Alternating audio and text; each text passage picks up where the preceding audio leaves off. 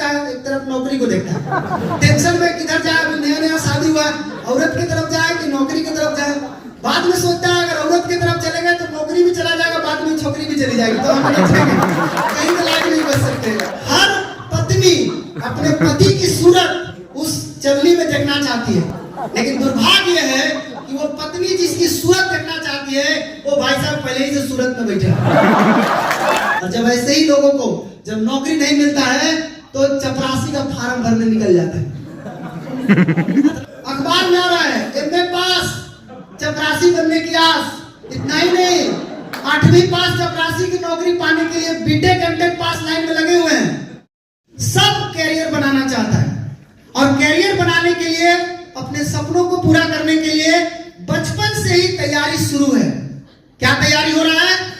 कितना साल आपको लगता है पढ़ने में, जरा हिसाब किताब लगाइए, आप समझ जाएंगे।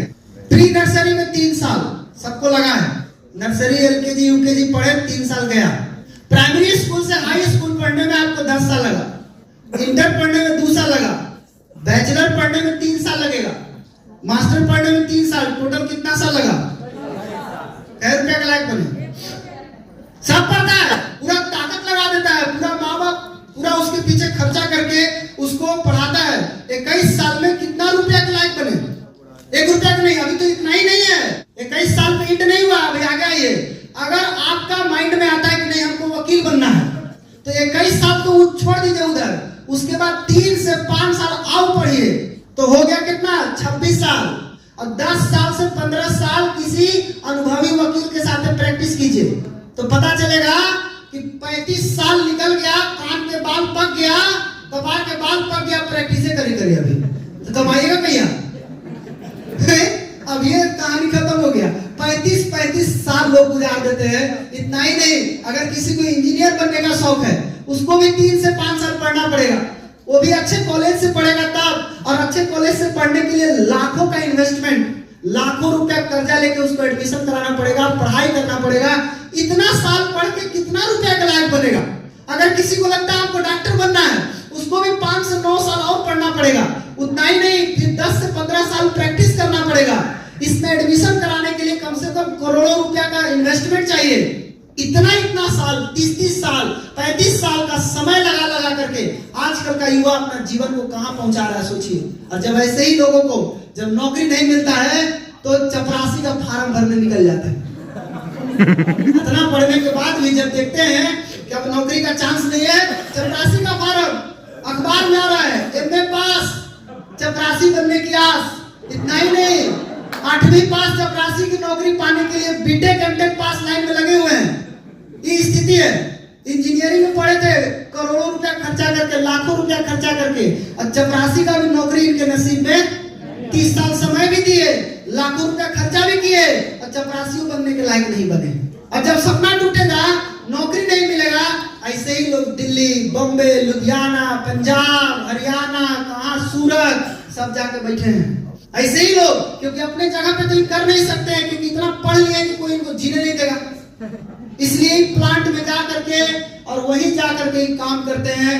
और वहां जा करके एक कमरा में 10-10 आदमी, 5-5 आदमी रहते हैं। रोड पे सुतेगा, घरे वाला पूछेगा कहाँ काम कर रहा है, काची की नौकरी लगा है, सुपरवाइजर की नौकरी लगा है। गांव वाला को बुझाई नहीं रहा कि सुपरवाइजर क्या होता है। भाई साहब वहां सुपरवाइजर की नौकरी कर रहे हैं। बाद में शादी होता है, सबसे बड़ा दुख का टाइम वहां पर है। खैर हमको नहीं हुआ तो हमको टेंशन नहीं है उसका, लेकिन जिसका हुआ उसको मैं बता रहा हूँ कि सबसे बड़ा टेंशन उसको तब होता है जब उसका शादी होता है, और शादी के ठीक 3 दिन के बाद बुलावा आता है, चलो बुलावा आया है। किसने बुलाया है? माता जी नहीं, बॉस ने बुलाया है।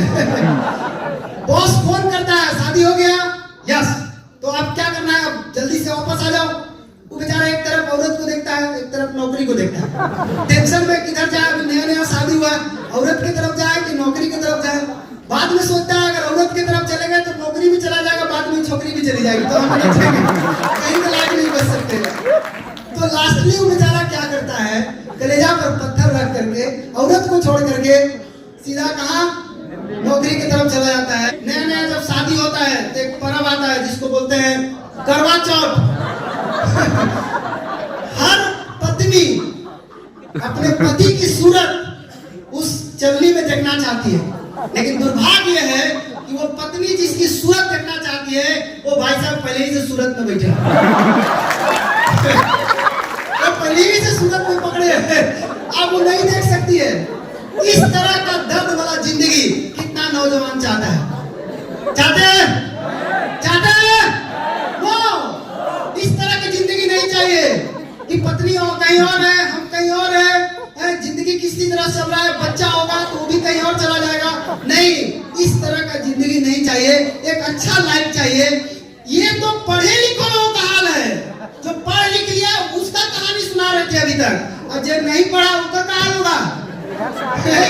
जो पढ़ भी नहीं किया है उसका क्या हाल होगा? उसका हाल होगा गब्बर सिंह का डायलॉग याद कीजिए, तेरा क्या होगा कालिया।